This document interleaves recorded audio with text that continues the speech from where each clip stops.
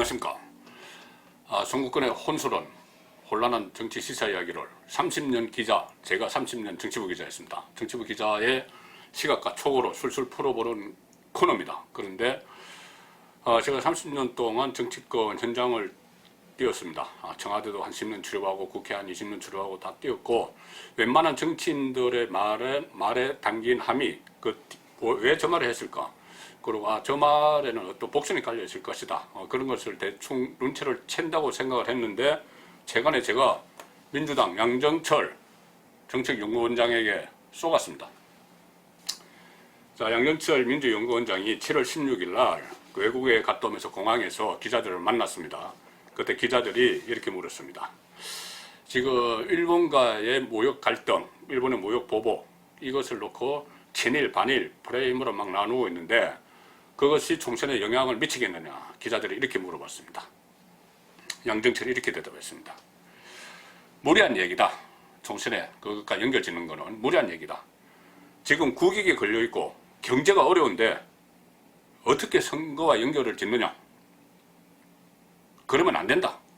단호하게 이야기했습니다. 저는 그 이야기를 듣고 나서 정말 이것이 처음에는 총선을 겨냥해서 국민 갈라치기 한다는 생각을 했었는데, 설마 국정 운영에 책임이 있는 집권층이 이 중차대한 문제를 놓고 총선에 활용을 하려고 하겠느냐. 약간의 의구심을 품고 있던 차에 양정철 원장, 문재인 대통령의 복심이라는 양정철 원장이 그렇게 이야기하니까는 정말 그렇지 싶었었는데, 양정철 원장의 말은 거짓말이었습니다. 자, 지금 민주당 안에서도 드디어 양정철이 아슬아슬 하더니 사고를 쳤다, 이런 이야기까지 나오는 상황인데요. 뭐냐면은 양정철 원장이 있는 민주연구원, 원래는 더불어민주당의 싱크탱크죠. 민주연구원이 최근에 한 보고서를 민주당 소속 의원 128명에게 일일이 이메일로 보냈습니다. 그 제목은 한일 갈등에 관한 여론 동향, 이렇게 되어 있습니다. 이 보고서의 핵심 내용을 보면은 어느 한 여론조사 결과를 놓고 그것을 분석하는 형식으로 해서 국민 갈라치기가, 그러니까 본인들이 국민 갈라치기라는 표현을 쓴 것은 아니죠. 그런데 실제로 내용을 뜯어보면은 국민 갈라치기가 효과가 얼마나 있는지 그것을 분석을 하고 앞으로 이렇게 하는 게 낫다는 가이드라인을 제시를 했습니다. 128명의 현역 국회의원들에게. 다음에 또 총선에 나가려고 하는 사람들이죠. 자, 제일 처음에 내린 결론은 이거였습니다. 최근 한일 갈등에 관한 대응은 총선에 강한 영향을 미칠 것이다. 이렇게 분석을 했습니다. 이것이 대전제죠. 그러니까는 경제위기 상황에 몰리면서 일본의 무역보복으로 국민들이 불안해하고 잘 나가던 대기업이 휘청거릴 수도 있고, 그 밑에 또 하청기업들, 그러면 결국 국민 생활에까지 엄청난 파급 효과를 미치는 이 문제를 놓고 다른 거 이야기 안 하고 이 한일 갈등 관한 대응은 총선에 강한 영향을 미칠 것이다. 갈등 풀 생각은 하지 않고 총선에 이용할 생각만 한 거죠. 대통령의 복심이라는 사람이. 두 번째, 역사 문제와 경제 문제를 분리한 원칙적인 대응이 중요하다. 역사 문제, 경제 문제, 일본의 무역보복, 역사 문제, 그거죠. 문재인 대통령이 처음에 일본의 경제보복이 시작되니까는 임진왜란을 꺼냈죠. 전라남도에 가서 전라남도 도민들과 이순신 장군께서 12척의 배구로 왜군을 무찔렀다.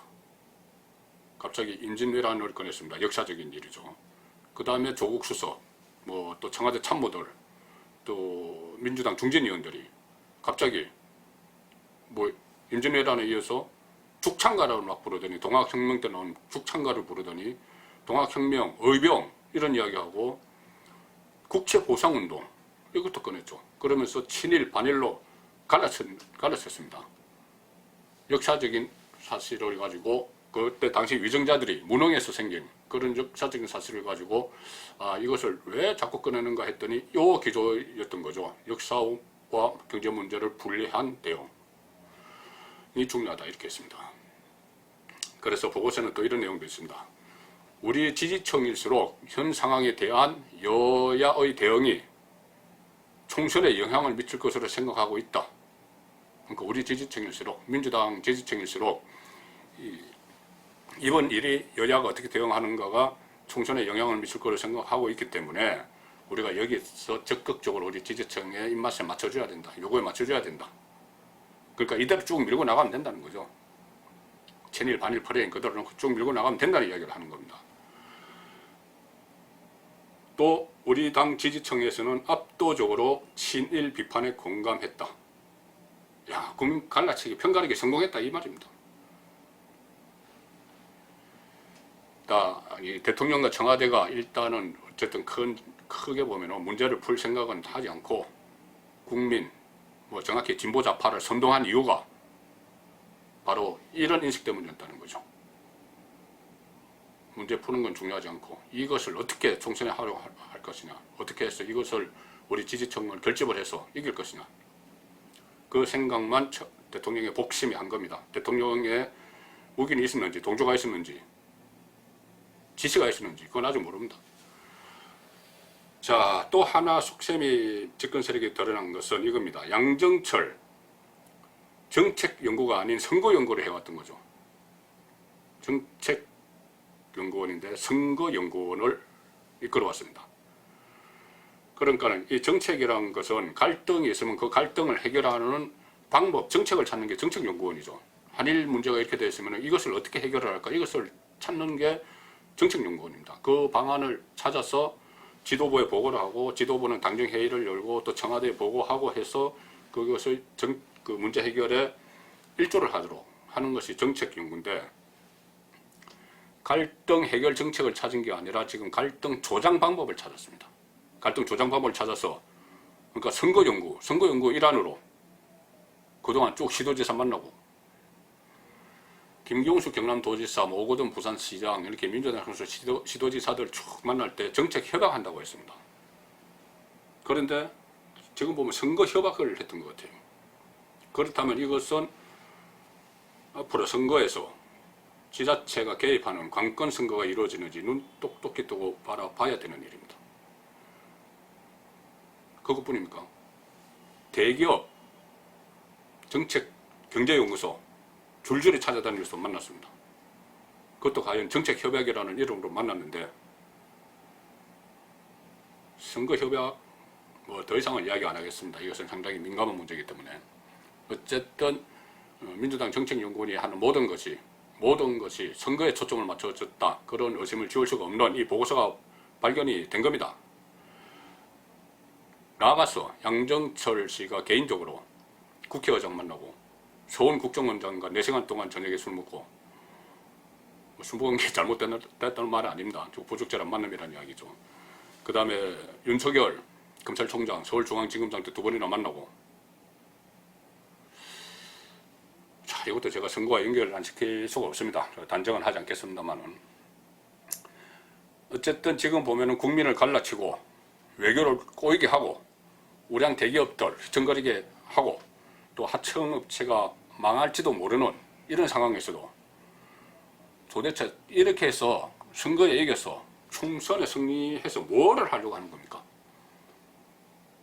장기 집권? 정확히 이야기하면 주류 교체? 그것이 그렇게 중요한 과제인 줄 모르겠지만 어쨌든 정치적인 목적이죠. 정치적인 야심입니다. 주류 교체든 장기 집권이든. 그렇다면 집권 세력의 정치적인 목적을 위해서 국민들의 영혼까지 팔 그런 태세입니다. 자, 그래서 일단은 민주연구원은 처음에는 그게 큰 문제가 있느냐 이렇게 첫 방송을 보도한 SBS가 첫 보도했습니다. 어제 뉴스에서 큰 문제가 없다는 식으로 하다가 이것이 좀 더 따지고 보니까는 상당히 큰 문제죠. 그러니까는 민주연구원도 한 발 뺐습니다. 적절치 못한 내용이 배포가 됐다. 배포가 된 게 잘못했다는 이야기인지 어물쩍 좀 넘어가려고 하고 있습니다. 해명이라고 하면서. 당 차원에서는 꼬리 자르게 놨었습니다. 홍익표 수석 대변인이죠. 이렇게 이야기했습니다. 당에서 지시한 바 없고 논의한 적도 없다. 자, 조사 자체가 부적절하다. 당 차원이 아니고 민주연구원 차원에서 일탈했다는 거죠. 그런데 양정철은 당의 지시를 받는 사람이 아닙니다. 당 위에 있는 사람이에요. 제2인자라고까지 불립니다. 그러니까 양정철이 당의 지시를 받지 않는 건 당연해요. 그 홍익표 수석 대변인이 그렇게 이야기 안 해도 당의 지시받고 할 사람이 아닙니다. 그러면 이 거대한 음모를 꾸민 세력이 누구인지 밝혀서 이것이 무슨 뭐 형사적인 책임은 안 될 수도 있죠. 그렇지만 정치적인 책임은 반드시 물어야 하고 이것을 철저히 규명하는 것이 또 이것을 국민들에게 제대로 알리고 또 이 국민평가에게 갈라치기에 실상을 제대로 알리고 어떤 국민들의 먹고 사는 문제보다는 총선 승리가 우선이라는 주류교체가 우선이라는 그런 것을 알리는 그 역할을 한국당이 해야 되고 한국당이 그 역할을 제대로 하느냐에 따라서 한국당이 총선에서 이기느냐 지느냐 그 갈림길이 될 것 같습니다. 선거권의 혼술이었습니다.